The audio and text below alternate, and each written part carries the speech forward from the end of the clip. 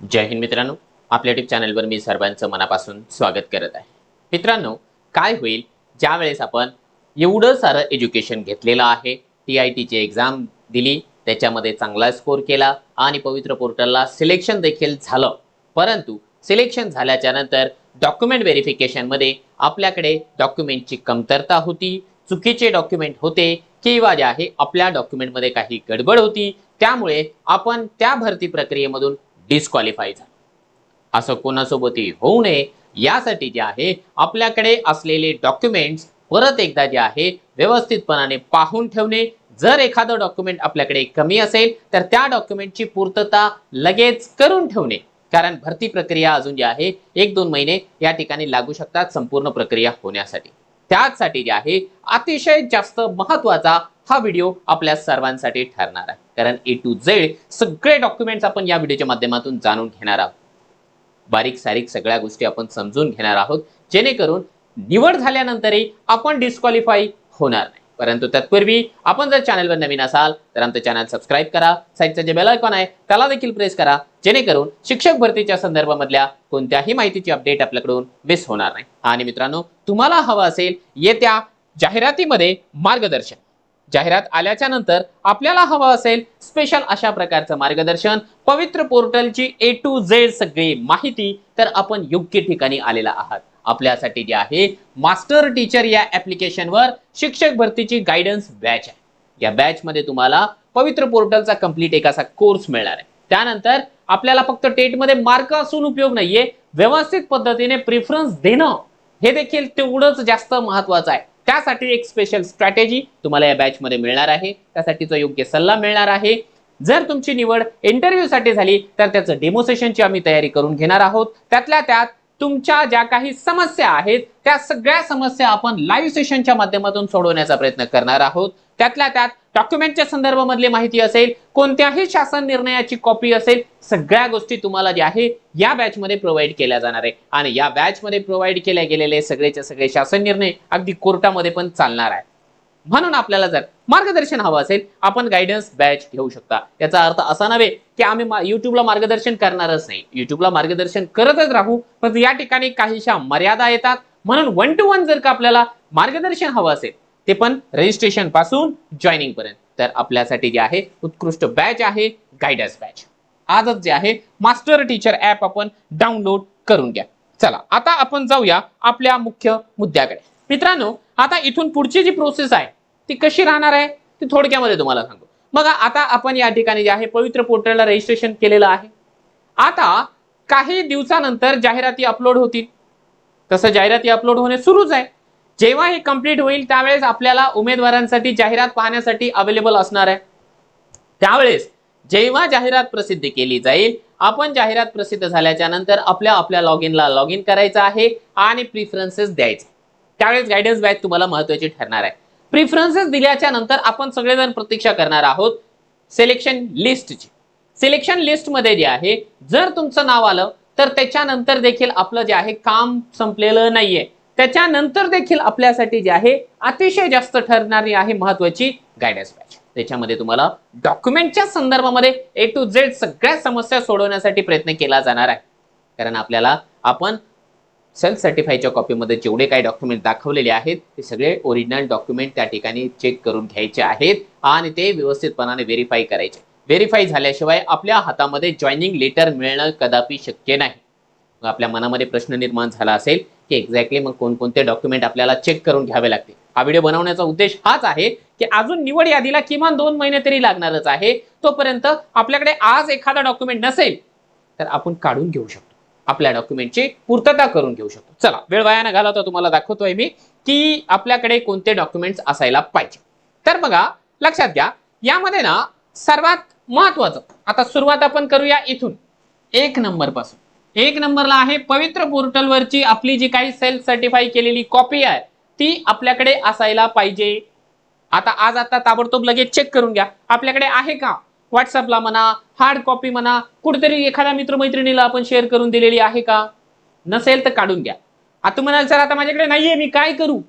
चिंता करू नका. ज्या वेळेस प्रिफरन्सेस द्यायला सुरुवात होईल प्रिफरन्सेस द्यायला सुरुवात झाल्याच्या नंतर आपल्याला आपलं जे पर्सनल लॉग इन आहे पवित्र पोर्टलचं त्याच्यावरती सेल्फ सर्टिफायची कॉपी भेटेल, तेव्हा डाउनलोड करून घ्या, पण ते असली पाहिजे आपल्याकडे. ठीक आहे. त्याच्यानंतर आपल्याकडे असलेली जी काही शैक्षणिक अर्हता आहे ती शैक्षणिक अर्हता आपल्यासाठी आहे महत्वाची. त्याच्यामध्ये एसएससीचं गुणपत्र आणि एसएससीचं प्रमाणपत्र दोन्ही गोष्टी कंपल्सरी आहे. कंपल्सरी वाले डॉक्युमेंट तुम्हाला सांगतोय.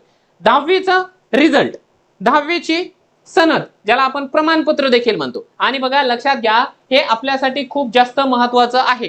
कारण काय, आपलं जे वय असतं ना मित्रांनो, वय ते ना आपल्या टीसी वरून गृहीत धरल्या जातं, ना आधार कार्ड, ना पॅन कार्ड, ना इतर कशावरून. आपलं जे वय आहे ते एसएससीच्या प्रमाणपत्रावरून गृहीत धरल्या जातं. त्यामुळे आपल्यासाठी हे फार जास्त महत्वाचं आहे, हे असायलाच पाहिजे. आता एखाद्या उमेदवाराकडे जे आहे नाहीये, हरवलंय, तुटलंय, फाडलंय, जळालंय, त्यांनी काय करायचंय, त्यांनी काय करायचं आहे, आताच जे आहे प्रोसेसला लागायचं. त्याची डुप्लिकेट कॉपी भेटते आपल्याला, द्वितीय प्रत म्हणतो आपण त्याला. डुप्लिकेट कॉपी म्हणजे काय, बनावट नव्हे, सेकंड कॉपी आपण म्हणतो त्याला. मग त्यांनी काय करायचं, जे कोणतं डॉक्युमेंट त्यांचं हरवलेलं असेल, तुटलेलं, फाटलेलं, गहाळ झालेलं असेल, त्याची जी आहे द्वितीय प्रत काढून घ्यायची. ठीक आहे. म्हणजे एसएससी आणि एचएससी दोन्ही, 10वीचं पण तेच लागणार आहे. बघा इथे ना जे सीबीएसई वाले मुलं आहेत ना, सीबीएसई पॅटर्न वाले, त्यांच्यासाठी एक वेगळं आहे की सीबीएसई बोर्डामध्ये जे आहे ना ते प्रमाणपत्र भेटत नाही.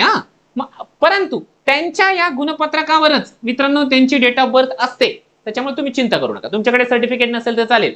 पण जे महाराष्ट्र बोर्ड मध्ये शिकलेले उमेदवार आहेत त्या सर्वांना प्रमाणपत्र लागणारच आहे. हे 4 प्रमाणपत्र झाले.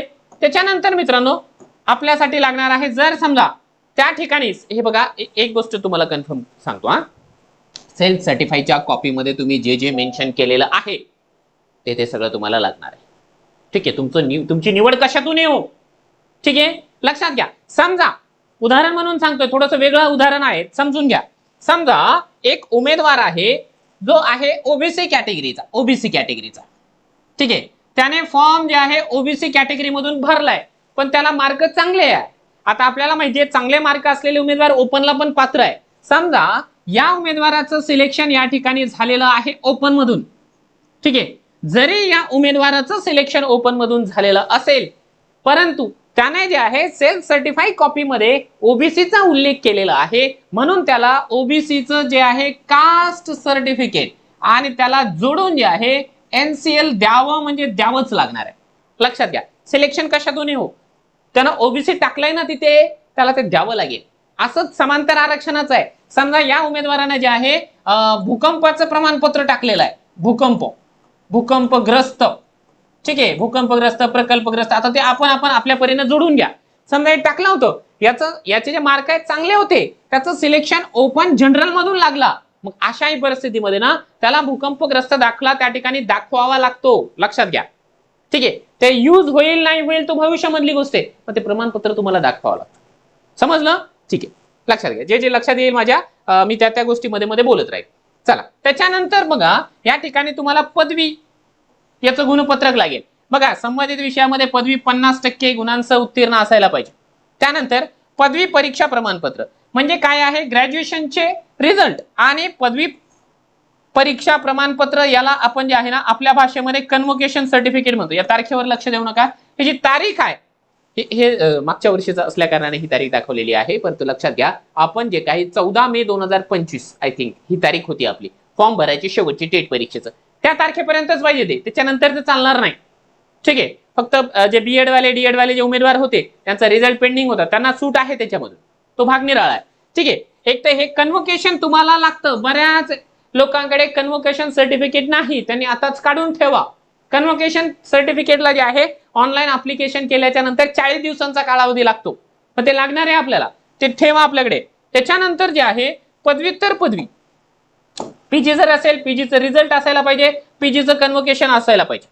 लक्षात येत आहे? हा. आता याच्यामध्ये ना एक गोष्ट येते बघा, काही जणांनी समजा बीए केलेला आहे, BA first year, second year, third year, त्यांच्याकडे जे आहे फर्स्ट इयर सेकंड इयरचा रिझल्ट नाहीये, चिंता करू नका. जर फायनल इयरच्या रिझल्टवर 3 वर्षाचे मार्क जर का मेन्शन असतील तर मग काही चिंता करू नका, तुम्हाला ते फायनल इयरचा रिझल्ट आणि कन्व्होकेशन सर्टिफिकेट दोन्ही गोष्टी दाखवून जे आहे डॉक्युमेंट व्हेरिफिकेशन होऊन जातं. सगळ्या वर्षाचे नसले तरी चालतं. ठीक आहे. हा, काही जणांचं बघा ज्यांचं सेमिस्टर वाईज रिझल्ट आहे ना, सेमिस्टर वाल्यांचाही प्रॉब्लेम येतो. की फर्स्ट सेमिस्टर सेकंड सेमिस्टरचं नाहीये सर, पण फायनल सेमिस्टर जेव्हा झालं ना त्यावेळेस सगळ्या सेमिस्टरचे मार्क त्या रिझल्ट वरती मेन्शन आहे, चालतं का? चालतं, चालतं, ठीक आहे, चालतं. हे बघा डॉक्युमेंटच्या संदर्भामध्ये ना बरेचसे प्रश्न आहेत. सर्वात जास्त जर का कॉम्प्लिकेशन्स कशामध्ये ना डॉक्युमेंटच्या संदर्भामध्ये, आणि या डॉक्युमेंटच्या संदर्भामधल्या प्रत्येक कॉम्प्लिकेशनला दूर करण्यासाठी आपण गायडन्स बॅच स्टार्ट केलेली आहे. 1 to 1 प्रश्न प्रत्येकाला विचारायचे वाटतात आणि त्याच प्रश्नांना उत्तर देण्यासाठी आपण गायडन्स बॅच या ठिकाणी सुरू केलेली आहे. ठीक आहे, हा हे झालं शैक्षणिक पात्रता. त्याच्यानंतर बघा आपली जी व्यावसायिक पात्रता आहे, हे बघा तुमचं जर डीएड झालं असेल तर डीएडचं रिझल्ट, डीएड झालेलं असेल तर डीएडचं कन्व्होकेशन. ठीक आहे, 2 सर्टिफिकेट आपल्याला लागते. बीएड झालेलं असेल शिक्षणशास्त्र तर त्याचा रिझल्ट आणि प्रमाणपत्र दोन्ही लागणार आहे. ठीक आहे, म्हणजे आपलं जे अकॅडमिक क्वालिफिकेशन आहे प्रोफेशनल क्वालिफिकेशन ते लागणारच आहे. याच्यासोबत समजा कोणत्या उमेदवाराचं बीपीएड झालेलं असेल तर मग ते बीपीएडचं रिझल्ट, बीपीएडचं प्रमाणपत्र हे लागणारच आहे. एटीडी झालं असेल तर एटीडी. ठीक आहे, म्हणजे त्या पद्धतीने, कारण ते व्यावसायिक अर्हतेमध्ये येतं. त्याच्यानंतर एमएससीआयटी प्रमाणपत्र आपल्याला लागणार आहे. एमएससीआयटी, आता काही जण म्हणतील सर आम्ही आता एमएससीआयटी केलेलीच नाही, मी काय करू? चिंता करू नका. जेव्हा तुमची जॉईनिंग होईल, जॉईनिंग झाल्याच्या नंतर 2 वर्षामध्ये तुम्हाला एमएससीआयटी या ठिकाणी कंप्लीट करावी लागते. ठीक आहे, आता नसली तरी चालेल, पण तुम्ही एमएससीआयटी झालेली आहे असं जर का सेल्फ सर्टिफाईड कॉपीमध्ये सांगितलं असेल मग तुम्हाला दाखवावं लागेल. ठीक आहे, दाखवावं लागेल. त्यानंतर शिक्षक पात्रता परीक्षा, मग तुम्ही टीईटीचा पेपर 1 असेल, पेपर 2 असेल, सीटीटीचा पेपर 1 असेल, पेपर 2 असेल, जे काही पास असाल ते तुम्हाला दाखवावं लागणार आहे. टीईटीचा पेपर 1, 2 जे आहे ओरिजिनल कॉपी तुम्हाला त्या पद्धतीने जे आहे जे परीक्षा परिषदेने प्रोव्हाइड केलेली आहे तीच लागेल. बाकी राहतो आहे की सीटेटचा रिझल्ट आहे, सीटेटचा रिझल्ट तुम्हाला डिजी लॉकर मधून जे आहे डिजिटल स्कॅनर असलेला हवाय. आता राहतो आहे ईडब्ल्यूएस वाल्यांचा प्रश्न की सर आम्हाला जे आहे 55% सूट आहे का? आहे, सीटेट मध्ये 55% सूट आहे. त्याचं एक पत्र आहे, आपण आपलं जे पत्र आहे गायडन्स बॅच मध्ये देखील दिलेलं आहे, तिथे तुम्ही डाउनलोड करून घेऊ शकता. ठीक आहे, त्यानंतर बघा 18 नंबरला 1 मिनिट हा एक मुद्दा राहिलाय. ठीक आहे, अभियोग्यता बुद्धिमत्ता चाचणी परीक्षेचं गुणपत्रक म्हणजे टेट परीक्षेचा रिझल्टही आपल्याला लागतोय. आता समजा तुमच्याकडे रिझल्ट नसेल तर जी यादी आहे, यादी कंबाईन यादी, त्या यादीमध्ये ज्या पेजवर तुमचं नाव आहे ते पेज जरी तुम्ही या ठिकाणी मित्रांनो प्रिंट आउट करून दिलं तरी पण चालेल, ठीक आहे, लक्षात आलं. ठीक आहे, आता हे तर झालं जनरल. आता आणखी जे काही तुमचं कास्ट सर्टिफिकेट आहे बघा, आपण जे कास्ट या ठिकाणी मेन्शन केलेली असणार आहे ते कास्टचं सर्टिफिकेट आणि ज्याची वैधता प्रमाणपत्र म्हणजे व्हॅलिडिटी ना फक्त आणि फक्त एसटी कॅटेगरीला डॉक्युमेंट व्हेरिफिकेशनच्या वेळेस लागणार आहे, लक्षात घ्या. बाकी इतर कोणत्याही उमेदवाराला कास्ट व्हॅलिडिटी लागत नाही.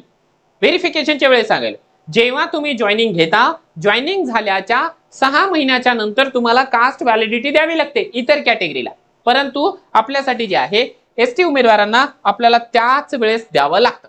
त्यानंतर लहान कुटुंबाचं प्रमाणपत्र. लहान कुटुंबाचं प्रमाणपत्र म्हणजे काय? 2 अपत्य. ठीक आहे, 2 किंवा 2 पेक्षा कमी अपत्य असल्याबाबतचं एक या ठिकाणी तुम्हाला शपथपत्र द्यावं लागतं. कोरा कागद आहे, तो कागद देखील ना आपण गायडन्स बॅच मध्ये दिलेला आहे. तिथे फक्त नाव वगैरे टाकून आपण बाकी काय काय सांगायचं आहे त्या संदर्भामध्ये मी व्हिडिओ देखील गायडन्स बॅच मध्ये लेक्चर दिलेला आहे. ठीक आहे, म्हणजे आपल्याला 2 पेक्षा जास्त अपत्य असता कामा नये, अन्यथा मग आपण काय होऊन जातो, भरतीमधून डिस्क्वालिफाय होतो. बघा 3 जर का आपल्याला अपत्य आपण सेल्फ सर्टिफाय मध्ये टाकले ना, आपल्याला प्रिफरन्सच येतच नाही. ठीक आहे, हा. त्यानंतर शाळा सोडल्याचा दाखला म्हणजे आपल्याला लागणार आहे टीसी किंवा एलसी. काही ठिकाणी त्याला टीसी म्हणतात, त्याला एलसी देखील म्हणतात. आता ही कोणत्या वर्गाची पाहिजे? कोणत्याही वर्गाची चालते, कोणत्याही वर्गाची चालते. 10वीची, 12वीची, डीएड, बीएड, ग्रॅज्युएशन कोणत्याही एका वर्गाची पाहिजे. डुप्लिकेट आहे का? डुप्लिकेट कॉपी देखील चालते, म्हणजे द्वितीय प्रत पण चालते. ठीक आहे, त्यानंतर आहे जन्माचा जन्म प्रमाणपत्र. आता हे कंपल्सरी मध्ये नाहीये, लक्षात घ्या. जन्माचा दाखला चालेल किंवा त्याच्या बदल्यामध्ये शालांत प्रमाणपत्र, शाळा सोडल्याचा दाखला, कशावरून एक जन्माचा दाखला आपल्याला भेटतो. ठीक आहे, त्यानंतर आपल्यासाठी हवा आहे 25 नंबरचा डॉक्युमेंट आदिवास ज्याला की आपण म्हणतो डोमसाईल सर्टिफिकेट. डोमसाईल सर्टिफिकेट नसेल तर आपल्याला आरक्षण भेटत नाही, आपली गणना ओपन मध्ये केल्या जाते. ठीक आहे, म्हणून आपल्यासाठी डोमसाईल सर्टिफिकेट खूप जास्त महत्वाचं आहे. ते तुम्ही दाखवलं म्हणजे तुम्हाला त्या तारखेचं असायला पाहिजे. त्याच्यानंतर बघा आपल्याकडे जे आहे आयडी प्रूफ पाहिजे. Aadhaar card, passport, PAN card, driving licence यापैकी कोणतं तरी एक पाहिजे, एक. आता आधार कार्ड प्रत्येकाकडे आहेच, त्याला काही प्रॉब्लेम नाहीये. आता समजा तुम्ही दिव्यांग म्हणून फॉर्म भरलेला असेल तर त्याचं जे आहे संगणकीय प्रणाली मार्फत वितरित प्रमाणपत्र किमान 40% दिव्यांग तो उमेदवार असायला पाहिजे. ऑनलाईन पद्धतीने UDIDचं कार्ड त्यांच्याकडे असायला पाहिजे किंवा स्वावलंबनचं असायला पाहिजे. ठीक आहे, दिव्यांग प्रमाणपत्र तुम्ही जर भरलं असेल तर मग ते तुम्हाला दाखवावंच लागणार आहे. तुमचं सिलेक्शन कशामध्ये जरी झालं तरीही चालेल.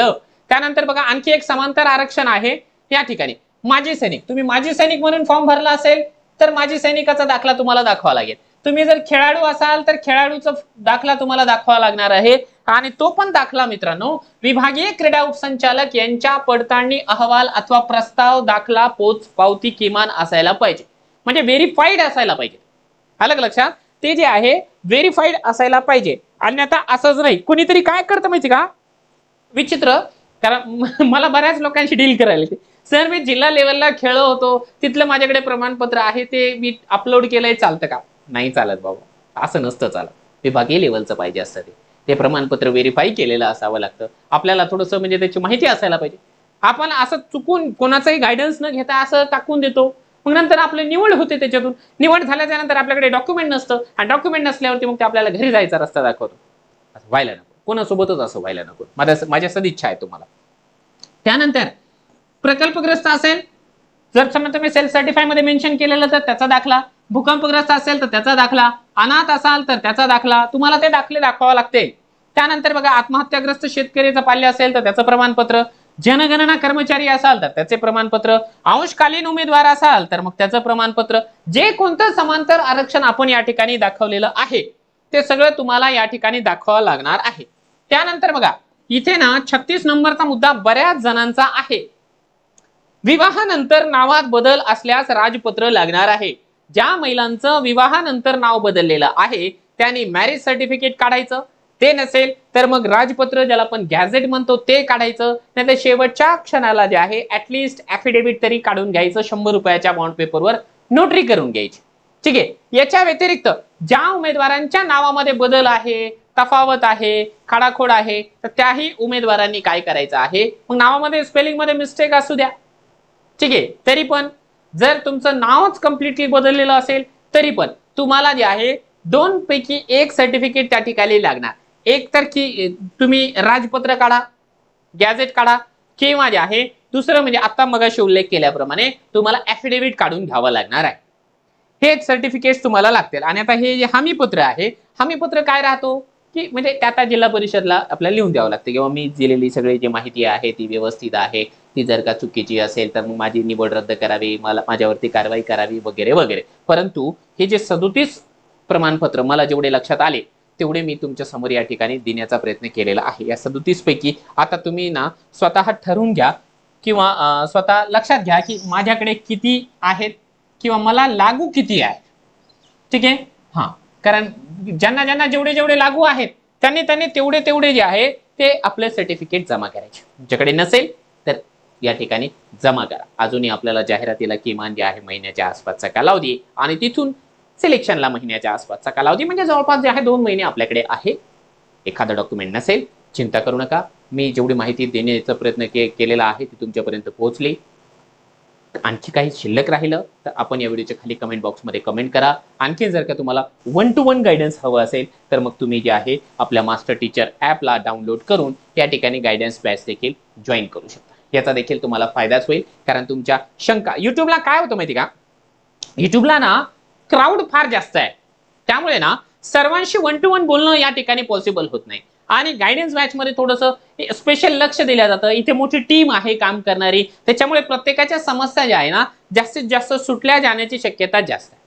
म्हणून जे आहे त्या ठिकाणी हा सगळा खटाटोप करावा लागत आहे. आपणही जॉईन करा, नाही तर बघ बाकीचं जे युट्यूबला आम्ही मार्गदर्शन करतो आहोत ते तर आम्ही डेली करतच राहणार आहोत. आणखी जर का तुमच्या काही समस्या असेल किंवा व्हिडिओच्या बाबतीमध्ये काही प्रतिक्रिया असेल तर व्हिडिओच्या खाली कमेंट बॉक्समध्ये कमेंट करा.